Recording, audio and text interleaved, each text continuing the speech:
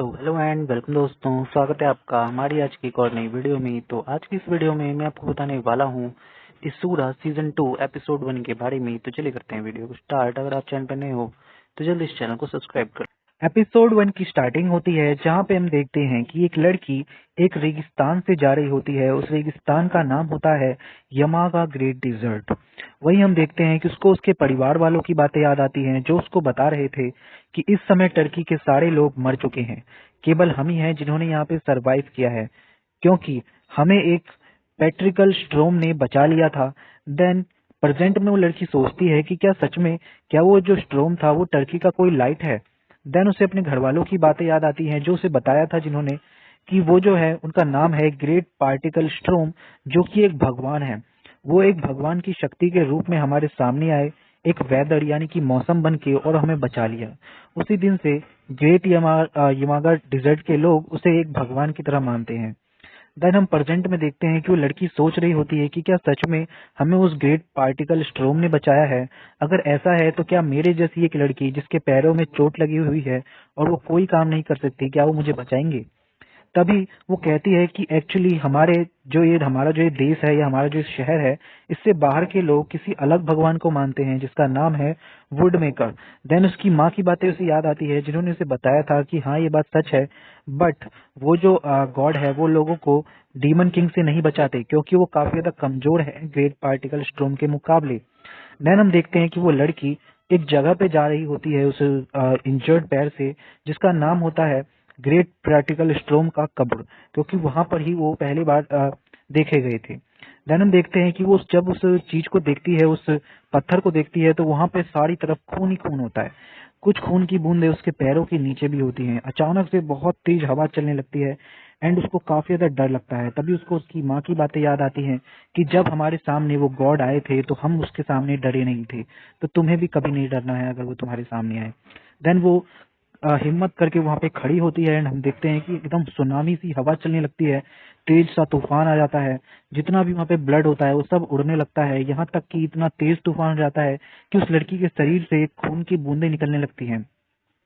अचानक से हमें स्टोरी के बारे में बताई जाती है जहाँ पे हमें बताया जाता है कि जो डीमन किंग है वो उस दुनिया का सबसे बड़ा राक्षस है या शत्रु है, जिसे जिसने इस पूरी दुनिया को एकदम भय से भर रखा था, बट किसी ने उसे हरा दिया।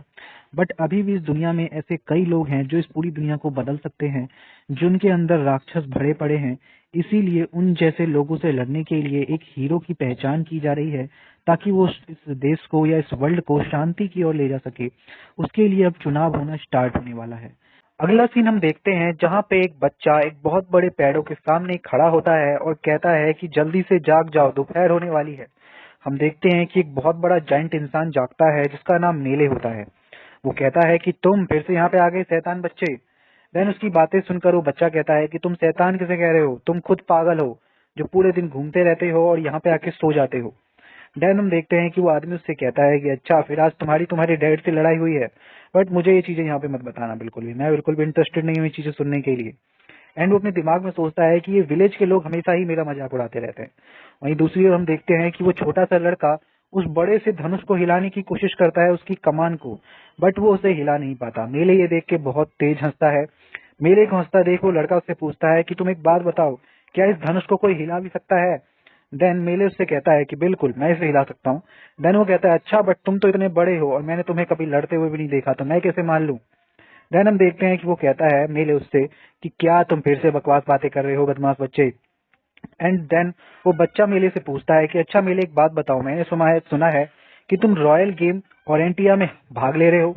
देन वो कहता है बिल्कुल तुमने सही सुना है। देन वो लड़का उससे कहता है कि मैंने सुना है कि वो बहुत ज्यादा खतरनाक है, मुझे लगता है कि तुम वहां पे कभी नहीं जीत पाओगे मेले।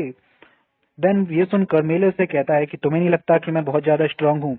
देन वो कहता है लड़का कि बट रॉस्कले जो है वो तुमसे ज्यादा स्ट्रांग है एंड वो तुम्हें हरा कर ही रहेगा। ये बातें सुनकर मेले उससे कहता है अच्छा बट मुझे लगता है कि तुम ये कहना चाहते हो कि मैं ही जीतूंगा। एंड देन मेले खड़ा हो जाता है और कहता है कि मेरे को जो वहां पे पैसे मिलेंगे वो जीतने के बाद मैं उन पैसों का इस्तेमाल यहाँ पे जितने भी घर लाइट गिरने की वजह से जल चुके हैं उनको बनाने के लिए लगाऊंगा। ये बातें सुनकर वो बच्चा उससे कहता है कि तुम जैसा एक आदमी जो इस तरह की बातें करता है वो मुझे नहीं लगता कि कभी जीतेगा, लेकिन हाँ मैं ये कहना जरूर चाहूंगा कि तुम अगर जीतो या ना जीतो, ये जो धनुष है इसको टूटने से बचा लेना। देन हम देखते हैं कि वो मेले उससे कहता है उस बच्चे से कि मुझे लगता है कि तुम्हें अब घर चले जाना चाहिए बच्चे, क्योंकि अब बारिश होने वाली है। ये बातें सुनकर वो कहता है कि मुझे नहीं लगता कि यहाँ पे बारिश होगी, क्योंकि आसमान तो बिल्कुल साफ है। बट मेले उससे कहता है कि नहीं, मैं बादलों को देखकर ये बता सकता हूँ। देन वो बच्चा घर चला आता है। अगला सीन हम देखते हैं जहाँ पे रात को बहुत तेज सुनामी आती है उन बारिशों की वजह से, एंड मेले उसको रोकने के लिए अपने तीर धनुष का इस्तेमाल करता है, एंड उस तीर में से बहुत तेज आग निकलती है जब वो उसको चलाता है, एंड वो उस सुनामी का पूरी तरीके से रुख ही बदल देता है।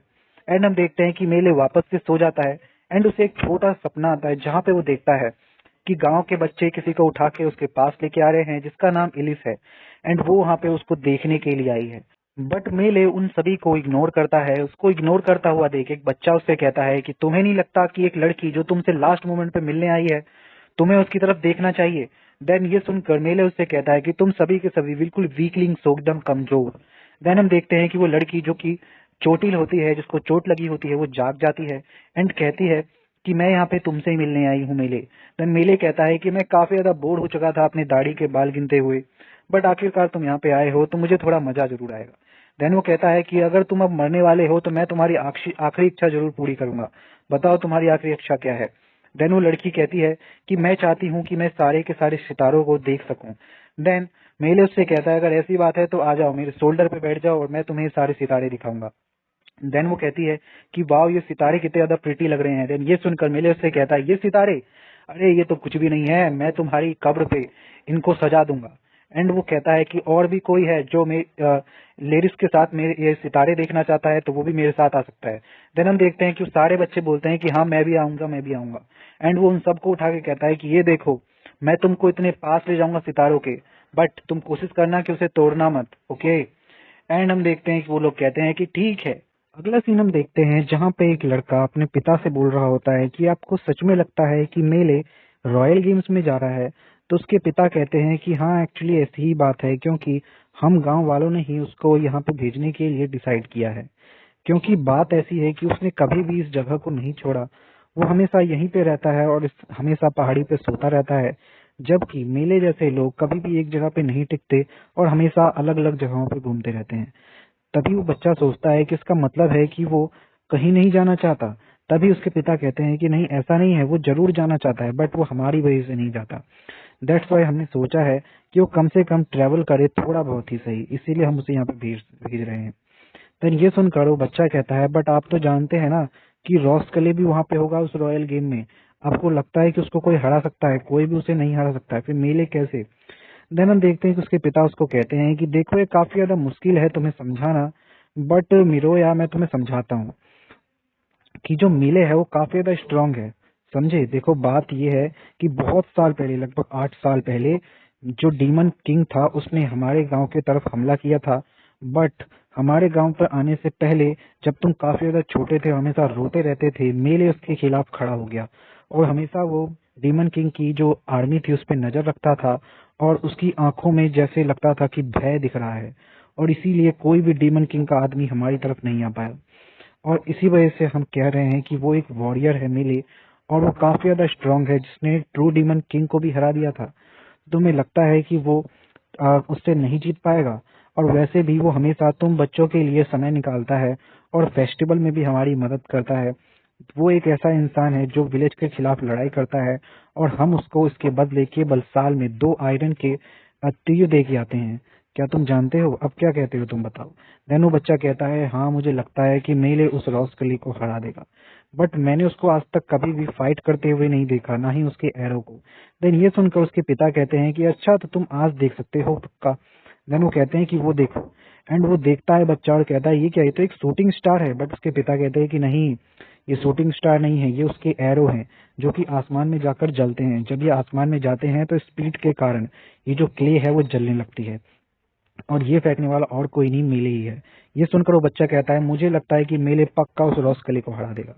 अगला सीन हम देखते हैं जहाँ पे मेले तीर मार रहा होता है आसमान में और कह रहा होता है कि मैं बहुत ज्यादा क्लोज हूँ, पता नहीं ये आ रहे हो वहां तक क्यों नहीं जा रहा, क्या मैं गलत जगह पे आ, अपना निशान लगा रहा हूँ। देन वो कहता है कि ये तो बड़ा ही बेकार है, बट वो कहता है कि तुम बस वॉच करो, एक दिन मैं तुम्हें वहां से उतार के उस लड़की की ग्रेव पे लगाऊंगा, कब्र पे लगाऊंगा। एंड हम देखते हैं कि उसके पिता उसको बताते हैं, उस बच्चे को, कि मेले एक ऐसा इंसान है जो कि बहुत ही बड़ा दिखता है एंड काफी ज्यादा ताकतवर है। वो ऐसा इंसान है जो कि हवाओं को भी चीर सकता है, इस पूरे जो क्षितिज है उसको चीर के दूर निकल सकता है। उसकी जो पावर है, उसकी जो तीरें हैं, वो सारे के सारे ग्राउंड को पूरी तरीके से तबाह कर सकती है। उसके पास एक डिस्ट्रक्टिव पावर है जो कि कुछ भी कर सकती है। एंड वो उसे बताता है, इसीलिए उसे एक आर्चियर कहा जाता है, यानी कि एक तीरंदाज, जो कि बहुत बड़ा दिखता है। एंड उसका नाम है मेले द हॉरिजॉन रोवर। एंड वो बताते हैं कि वो उसके जैसे जो लोग होते हैं वो काफी लंबी जिंदगी जीते हैं और हमेशा घूमते रहते हैं, बट मेले कभी भी ऐसा नहीं करता। अगला सीन हम देखते हैं जहाँ पे एक लड़का हमें दिखाया जाता है जो कि कह रहा होता है कि ये क्या, किंगडम के वफादार लोग हमारा पीछा कर रहे हैं, मुझे लगता है कि हमारा प्लान अब लीक हो चुका है। तभी वो कहता है कि यहाँ पे इस एरिया में और भी बहुत सारे लोग हैं जो हमें ही ढूंढ रहे हैं। एंड तभी वो अपनी पावर का इस्तेमाल करता है। उसकी एक ऐसी पावर होती है जो उसकी आंखों से निकलती है एंड वो कुछ भी देख सकता है आसपास की चीजों को। एंड वो कहता है कि ब्रिज के पास भी कुछ लोग हमारा इंतजार कर रहे हैं। तभी वो अपनी पावर का इस्तेमाल करके एक आदमी को मारता है एंड कहता है कि 5 लोग अभी भी हैं जो कि इस क्राउड में कहीं ना कहीं घूम रहे हैं। एंड वो कहता है कि ये जो लोग हैं ये अपनी फुटस्टेप का भी इस्तेमाल नहीं कर रहे हैं। तभी हम देखते हैं कि ऊपर से एक पंख से जाड़ी हुई लड़की दिखाई जाती है जो कि कहती है कि देखो, एक लड़के ने तुम्हें देख लिया। तभी वो कहता है, अच्छा तो किसी ने मेरे को देखा है। एंड वो फिर उसके ऊपर सीधा हमला करता है और वो एक तीर मारता है जो कि सीधा उसकी आंख से होता हुआ निकल जाता है। देन वो कहता है कि ब्रिज के पास भी कुछ सैनिक हैं जो कि हमारा ही इंतजार कर रहे हैं। तभी हम देखते हैं कि उसके कॉलर से एक छोटी सी लड़की निकलती है। वो उससे कहता है कि देखो, तुम अब कोई भी मूवमेंट मत करना कौनी, वरना अगर किसी को पता चल गया कि तुम यहाँ पे हो तो पक्का हम फंस जाएंगे।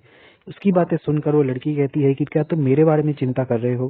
तैनो कहता है कि नहीं, मैं सभी चीजों के बारे में चिंता कर रहा हूँ, क्योंकि इस चीजों में मेरी जान भी फंसी हुई है। अगर मैं कुछ भी हुआ तो मेरी जान चली जाएगी।